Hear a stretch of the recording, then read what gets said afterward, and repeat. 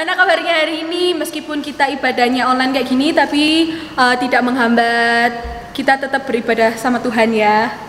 Sebelum memulai ibadah online, mari kita berdoa terlebih dahulu. Tuhan, terima kasih karena Engkau telah memberkati kami selama 1 minggu ini Tuhan. Setelah kami akan memulai ibadah online ini, kiranya berkati ibadah ini dari awal pertengahan hingga akhir Tuhan. Hanya kami serahkan dalam nama-Mu saja hari ini. Haleluya, amin. Sebelum memulai ibadah, kita nyanyikan lagu Hanya Dekat Kasih-Mu Bapa.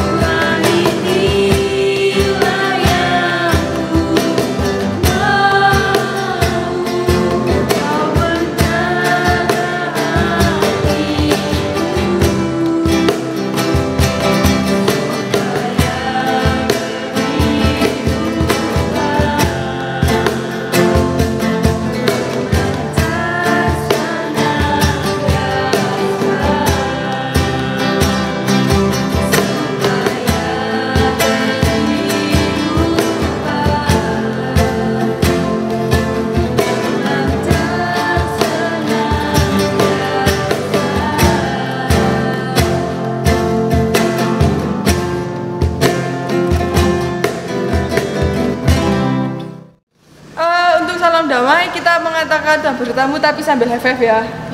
Tuhan besertamu. Teman-teman, tiba saatnya kita akan mendengarkan firman Tuhan. Mari kita sambut firman Tuhan dengan menyanyikan lagu Mengalirlah Kuasa Roh Kudus.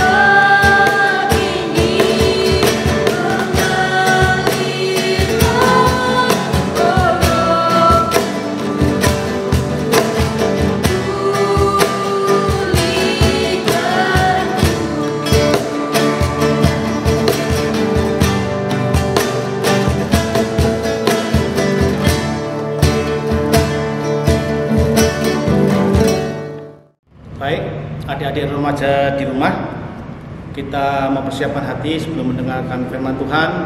Mari kita lipat tangan, tundukkan kepala, kita berdoa. Bapa Surgawi, kami mengucap syukur buat hari yang indah yang Tuhan sudah beri. Kami sudah memuji, memuliakan nama Tuhan, dan sebentar kami akan mendengarkan firman Tuhan. Bersabdalah Tuhan, kami siap mendengarkannya. Di dalam nama Tuhan Yesus Kristus, haleluya, amin. Adik-adik remaja yang di rumah, kita akan belajar just war, artinya perang keadilan. Kalau adik-adik remaja mendengar kata perang, tentu hal ini keadaan di mana ada pihak-pihak yang berseteru satu dengan yang lain, ingin saling mengalahkan dengan berbagai macam cara, baik secara licik atau jahat. Dan dalam peperangan tentu ada pertumpahan darah, ada pergumulan, ada yang kehilangan orang tua, kehilangan anak, dan lain sebagainya. Tentu ini sangat miris, dan ini tentu bagi kita apakah perang secara Kristen itu dibenarkan atau tidak. Baru-baru ini Agustus ya, kita merayakan kemerdekaan. Bangsa Indonesia merdeka dari penjajahan. Kemerdekaan diraih tidak serta-merta dengan mudah, tapi butuh perjuangan yang sangat panjang untuk melawan penjajah, baik penjajahan Belanda, Inggris, Jepang, dan lain-lain yang bangsa ini dirasakan. Sebelumnya bangsa ini melawan penjajahan karena dirasa ketidakadilan, dirasa penjajah itu sangat membuat sengsara rakyat banyak. Perjuangan para pejuang, mereka berjuang secara daerah, belum secara nasional. Ketika ya peperangan di Surabaya itu ada Bung Tomo dan lain itu yang menggerakkan, mengubarkan semangat nasional, sehingga pergerakan perjuangan itu betul-betul boleh dirasakan sebagai bangsa Indonesia, dan bangsa Indonesia bisa lepas dari penjajahan. Ya, mari kita nyanyikan lagu ini, mungkin adik-adik mengenal, yaitu Maju Tak Gentar. Ya, saya nyanyikan. Maju tak gentar, membela yang benar. Maju tak gentar, hak kita diserang. Maju serentak, mengusir penyerang.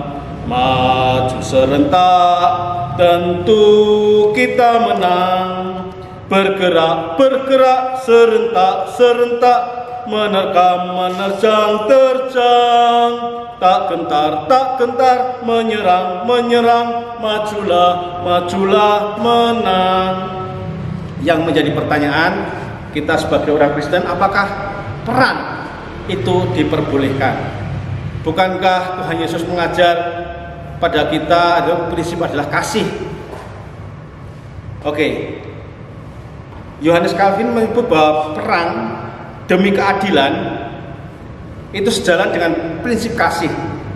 Jadi perang tanpa tujuan keadilan akan membawa luka dan penderitaan, pada dasarnya tidak sejalan dengan prinsip kasih. Jadi perang diperbolehkan ketika perang itu untuk keadilan. Kita akan membaca teks kita di Yeremia pasal 22 ayat 1 sampai 3. Yeremia 22 ayat 1 sampai 3. Beginilah firman Tuhan. Pergilah ke istana Raja Yehuda dan sampaikanlah di sana firman ini. Katakanlah, dengarlah firman Tuhan, hai Raja Yehuda yang duduk di atas tahta Daud. Engkau, pegawai-pegawaimu dan rakyatmu yang masuk melalui pintu-pintu gerbang ini. Beginilah firman Tuhan, lakukanlah keadilan dan kebenaran. Lepaskanlah dari tangan pemerasnya orang yang dirampas haknya. Janganlah engkau menindas dan janganlah engkau memperlakukan orang asing, yatim dan janda dengan keras. Dan janganlah engkau menumpahkan darah orang yang tak bersalah di tempat ini. Yeremia memberikan peringatan pada raja ya Sedekia supaya melakukan keadilan. Tidak boleh merampas hak orang yang lemah, menindas bahkan orang-orang asing dan anak yatim, janda dengan keras, bahkan menumpahkan darah orang yang tak bersalah. Itu menjadi kekejian bagi Tuhan. Jadi Yeremia memberikan peringatan supaya rakyat, bahkan raja juga melakukan hal yang bertindak yang adil. Sebab tanpa keadilan maka tidak ada kasih. Kasih itu akan membawa keadilan. Adik-adik remaja yang kasih Tuhan, kita cukup enak mungkin ya, cukup nyaman tinggal di Indonesia karena tidak ada wajib militer. Ya, wajib militer itu berarti ambil sekian waktu, misalnya 5 tahun untuk ikut militer, ya, bekerja seperti seorang prajurit. Sampai negara-negara lain seperti Korea Utara, Korea Selatan, Jepang, mereka mewajibkan semua warga negara ketika dia cukup umur dia untuk masuk wajib militer. Kenapa mereka masuk wajib militer? Karena secara teritorial negaranya kecil, penduduknya juga kecil, sehingga kalau ada musuh datang seluruh rakyat siap. Karena apa? Sudah dilatih secara fisik, secara militer, ya, tahu bagaimana menggunakan senjata, tahu bagaimana cara berperang, bagaimana melawan musuh, sehingga siap atau tidak siap ketika ada musuh datang, maka seluruh rakyat, elemen masyarakat bisa digerakkan untuk melawan ketidakadilan. Jadi perang itu diperbolehkan asal perang itu untuk keadilan, perang itu untuk kemanusiaan, perang itu membawa kasih. Ya, ketika Indonesia ribut dengan Cina di Kepulauan Natuna itu milik Indonesia atau milik Cina? Perbatasan itu milik siapa? Ya, dengan tegas ya, Presiden Jokowi bahwa itu milik Indonesia. Kalau hak itu kita direbut, bisa perang. Ya, ya mungkin Jokowi yang kecil, tapi dia punya apa? Nyali yang besar. Ya, adik-adik yang sini mungkin badannya kecil, punya nyali untuk hal yang benar, untuk hal yang patut dipuji, untuk hal yang itu kebenaran, berani untuk membela, berani bahkan kita untuk berperang.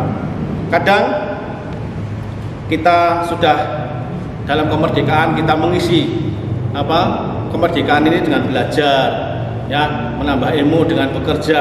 Tapi ingat ya, jangan lupa bahwa kemerdekaan yang diraih bangsa ini penuh dengan pengorbanan, ya, baik nyawa, harta dan lain-lain. Dan tidak seperti kita tetap harus mempertahankan kemerdekaan itu. Contohnya mempertahankan kemerdekaan, ya, bangsa ini sering dirongrong, ya, untuk diganti ideologinya. Misalnya Pancasila mau diganti yang lain, bagaimana sikap adik-adik? Kalau itu ya membawa bangsa ini menjadi terpuruk, menjadi terbelakang, menjadi perang saudara dan lain sebagainya, adik-adik berani berdiri di garis depan, mengatakan kebenaran. Perang bisa perang di sosial media, ya, hal yang benar dibikin yang salah, ya, dengan sosial media. Perang dagang, bisa perang ideologi, mau mengganti ideologi Pancasila dan lain sebagainya, itu bisa menjadikan perang, ya, bisa menjadi gangguan Kamtipnas. Maka adik-adik tidak usah khawatir, nggak usah takut. Wah, saya ini orang Kristen, saya harus punya prinsip kasih dan saya tidak mau berperang. Salah, ya, karena berperang untuk keadilan, berperang untuk kemanusiaan, berperang untuk sesuatu yang mengambil hak, ya, bangsa ini diambil haknya dan lain sebagainya, kita wajib, ya, kita wajib untuk berani perang, kita berani menyatakan perang untuk keadilan. Mungkin cara ini tidak positif ya adik-adik, ini cara negatif, tapi cara negatif untuk supaya tidak terjadi hal-hal yang lebih buruk lagi. Karena kalau hak kita dirampas, hak bangsa ini dirampas, maka akan terjadi ketimpangan sosial dan lain sebagainya yang bisa memperburuk keadaan bangsa ini. Jadi tidak usah takut, tidak usah khawatir. Kapanpun kita boleh menyuarakan kebenaran, kapanpun kita boleh menyuarakan perang. Artinya perang apa? Peperangan kita, ya Tuhan katakan, bukan melawan darah dan daging, tapi peperangan melawan penguasa-penguasa di udara, penghulu-penghulu yang jahat. Penguasa-penguasa di udara itu bisa domplengi, ya, orang-orang yang jahat, orang-orang yang punya kepentingan pribadi dan lain sebagainya. Perang dinyatakan salah kalau perang itu untuk kepentingan pribadi atau kepentingan golongan tertentu atau untuk memperkaya dan lain sebagainya. Tapi perang yang diperbolehkan yaitu perang untuk membawa keadilan, perang untuk membawa kesejahteraan, perang yang secara bermoral, yang tidak menggunakan senjata pembunuh massal, ya, genosida dan lain-lain, tetapi perang keadilan. Bagaimana perang itu bisa mengadili orang yang jahat, mengadili orang yang salah, tentu kan salah. Tetapi perang di sini kalau untuk keadilan, adik-adik harus berani, ya, masih muda, punya semangat untuk menyatakan kebenaran. Jadi tidak usah ragu, tidak usah takut bahwa perang itu diperbolehkan. Perang itu diizinkan oleh Tuhan karena kasih yang Tuhan tanamkan dalam hidup kita itu supaya kalau dilanggar maka kita bisa mengobarkan perang itu untuk membawa keadilan. Orang yang ditindas, orang yang lemah, orang yang butuh pertolongan, maka adik-adik harus berani berdiri di garis depan. Demikian firman Tuhan, mari kita berdoa. Tuhan Yesus, terima kasih buat firman-Mu, kebenaran akan firman-Mu bahwa remaja kami dibekali bahwa perang diperbolehkan ketika perang itu untuk melawan ketidakadilan, melawan ketidakbenaran, melawan ketimpangan, melawan ideologi yang salah, melawan yang ingin merongrong pemerintah, yang ingin menghancurkan bangsa ini. Oleh sebab itu ya Tuhan, biarlah Roh Kudus-Mu membimbing kami, memberikan kepekaan pada kami, anak-anak-Mu, supaya kami memiliki hati, memiliki prinsip yang benar, dan memiliki keberanian untuk mengobarkan apabila itu salah, nyatakan salah, yang benar, nyatakan benar, dan membela keadilan. Terima kasih ya Tuhan, meteraikan firman-Mu dalam hati kami, di dalam nama Yesus Kristus, haleluya, amin. Mari kita bangkit berdiri, kita akan mengucapkan pengakuan iman rasuli secara bersama-sama. Aku percaya kepada Allah, Bapa yang Maha Kuasa, Khalik langit dan bumi, dan kepada Yesus Kristus, anaknya yang tunggal, Tuhan kita, yang dikandung daripada Roh Kudus, lahir dari anak darah Maria, yang menderita sengsara di bawah pemerintahan Pontius Pilatus, disalibkan, mati dan dikuburkan, turun ke dalam kerajaan maut. Pada hari yang ketiga, bangkit pula dari antara orang mati, naik ke surga, duduk sebelah kanan Allah, Bapa yang Maha Kuasa, dan dari sana Ia akan datang untuk menghakimi orang yang hidup dan yang mati. Aku percaya kepada Roh Kudus, gereja yang kudus dan am, persekutuan orang kudus, pengampunan dosa, kebangkitan orang mati, dan hidup yang kekal. Mari kita akan berdoa syafaat bersama-sama. Kami naikkan syukur kepada-Mu Tuhan, kembali kami datang kepada-Mu dengan ucapan syukur dan terima kasih. Saat ini kami membawa bangsa ini ya Tuhan, yang di tengah permasalahan khusus untuk pandemi COVID. Tuhan tolong dari Bapak Presiden, Wakil Presiden, TNI, Polri, kepala daerah, supaya dapat bersatu padu, juga tenaga medis, supaya bisa menangani COVID ini Tuhan, sehingga berangsur-angsur COVID ini bisa berakhir. Kami percaya Tuhan, oleh kuasa-Mu, pemerintah bisa menghadapi masa-masa yang sulit ini, baik secara ekonomi, secara politik, secara keamanan. Biar Tuhan jagai supaya bangsa ini bisa terbebas, bangsa ini bisa jadi bangsa yang maju, bangsa ini bisa menjadi bangsa yang tangguh untuk menghadapi setiap permasalahan dan persoalan. Kami berdoa juga buat gereja-Mu di tempat ini, Kiai Temanggung, Tuhan memberkati remaja LXP, Tuhan memberkati pengurus, Tuhan memberkati dimanapun berada. yang saat ini mengikuti ibadah dalam jarak jauh. Kami yakin dan percaya kuasa Tuhan juga akan dinyatakan dimanapun kami berada. Terima kasih ya Tuhan. Kami berdoa buat Kota Temanggung, kota di mana kami tinggal. Tuhan memberkati dari Bupati juga sampai RT RW. Tuhan memberkati ekonomi, Tuhan memberkati supaya semuanya boleh berjalan dengan baik. Terima kasih ya Tuhan, dalam nama Yesus Kristus, haleluya, amin. Teman-teman, sekalipun kita tetap di rumah aja, jangan sampai hal ini menghalangi kita untuk tetap memberikan yang terbaik pada Tuhan.